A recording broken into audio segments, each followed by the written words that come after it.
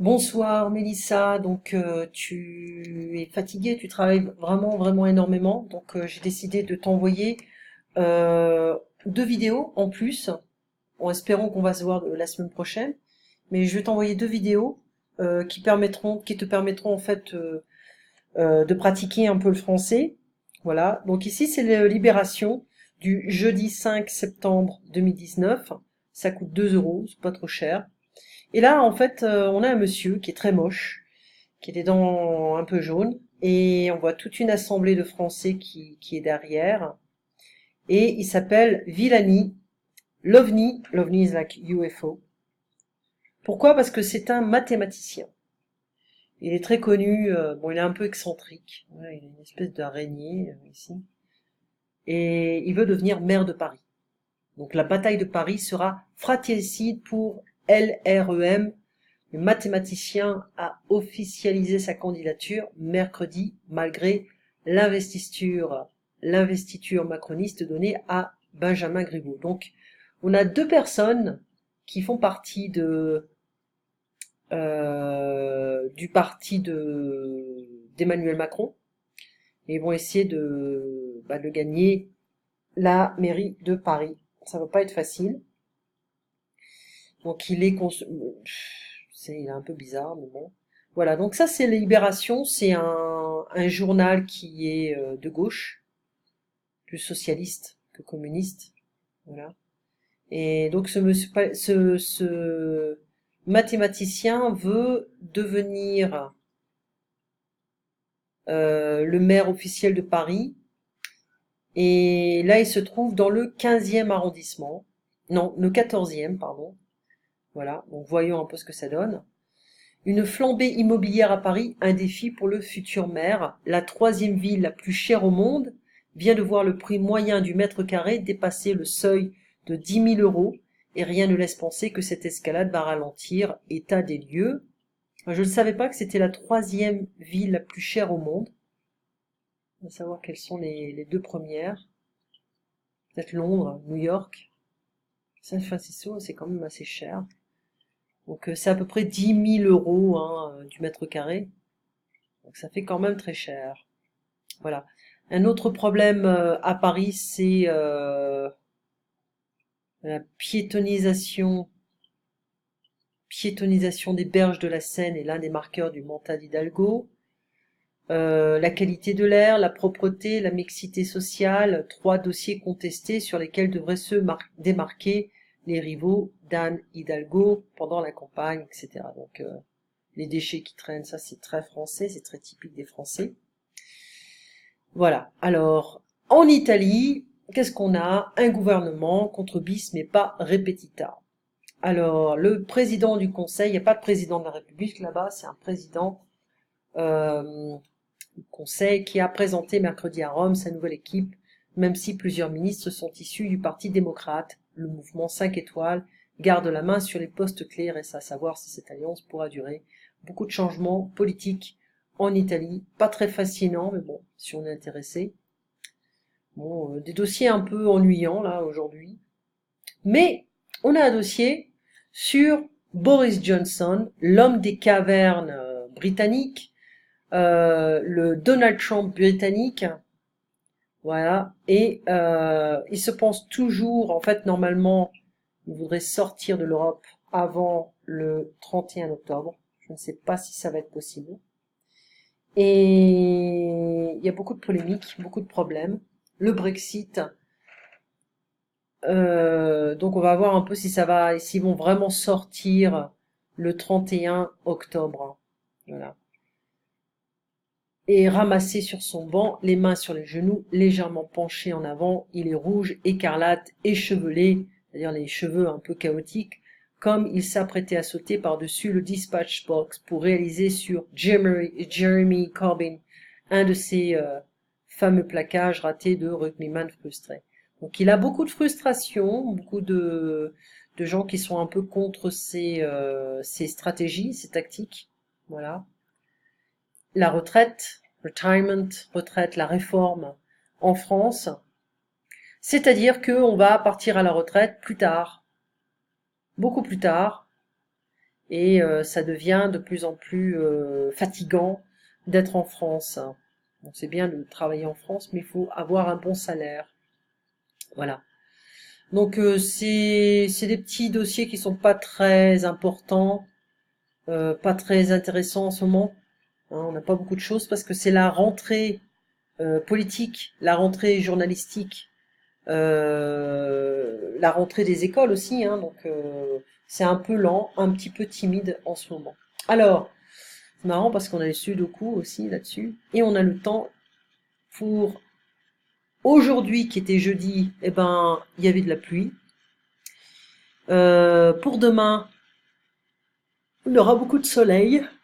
Donc ils nous disent quelques brumes et brouillards sont présents près de la Manche, ici, hein, là, ça c'est l'océan. Alors que le soleil et fraîcheur dominent ailleurs. Soleil, fraîcheur.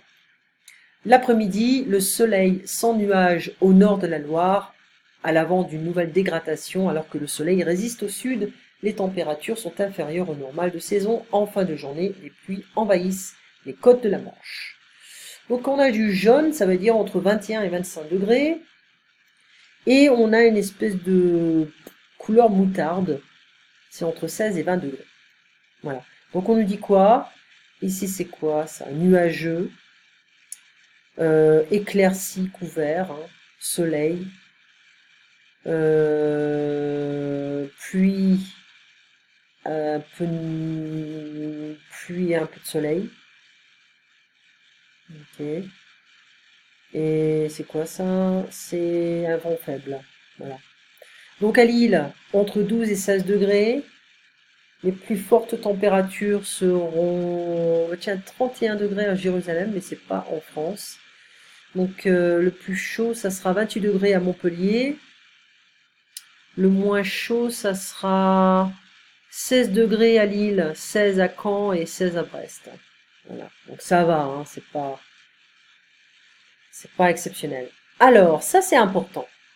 Céline Alvarez, c'était une femme qui était institutrice dans une petite école et qui a appliqué, on va dire, un petit peu le système Montessori pour encourager les élèves de 3 ans à lire très tôt.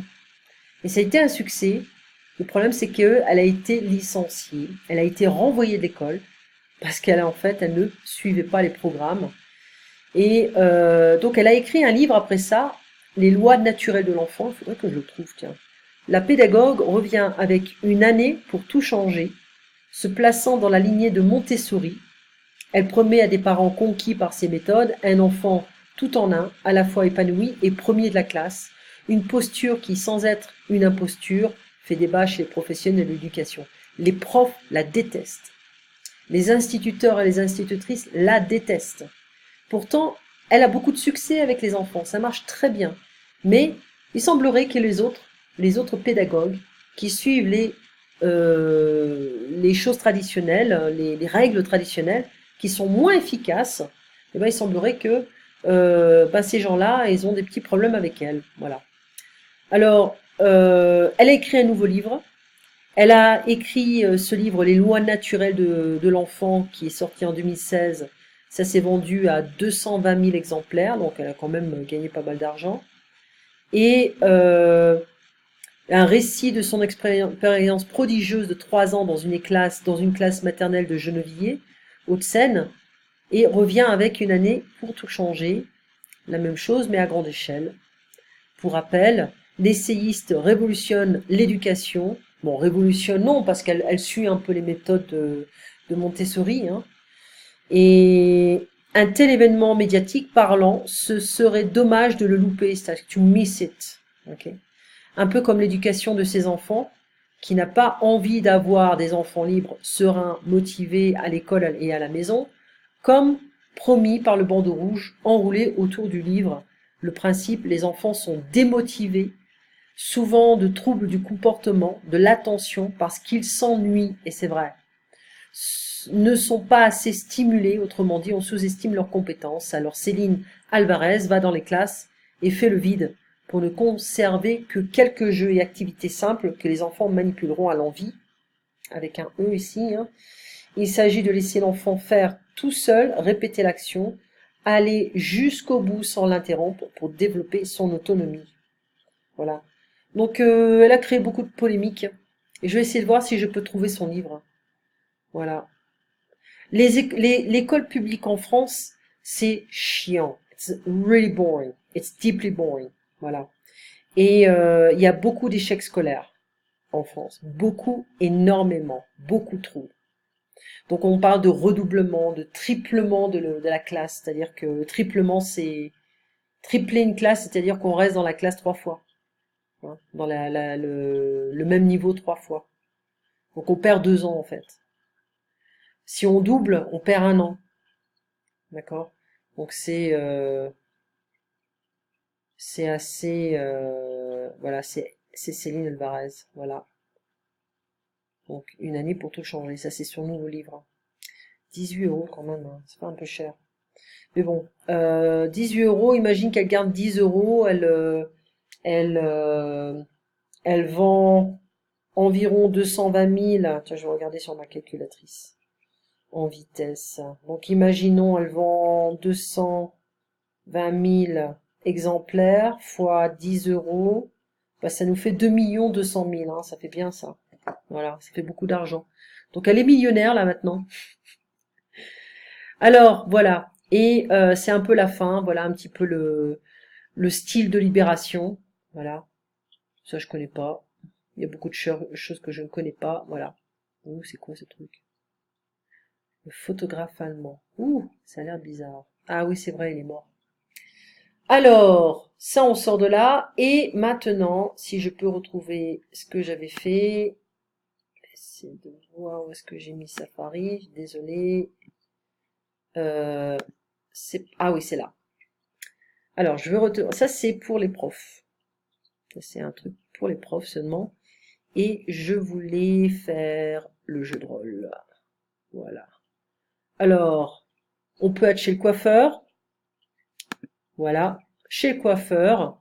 Alors, qu'est-ce qu'on peut faire? Le professeur, c'est le coiffeur. Voilà, je suis le coiffeur. L'étudiant aimerait faire une coupe et peut-être des mèches ou couleurs chez le coiffeur. Interroger l'étudiant sur ce qu'il demande habituellement chez le coiffeur. Alors, l'étudiante va chez le coiffeur pour prendre rendez-vous pour samedi matin. Donc, tu peux m'appeler en disant, bah, voilà, madame, bonjour madame, je voudrais un rendez-vous pour le samedi matin, je voudrais une coupe simple.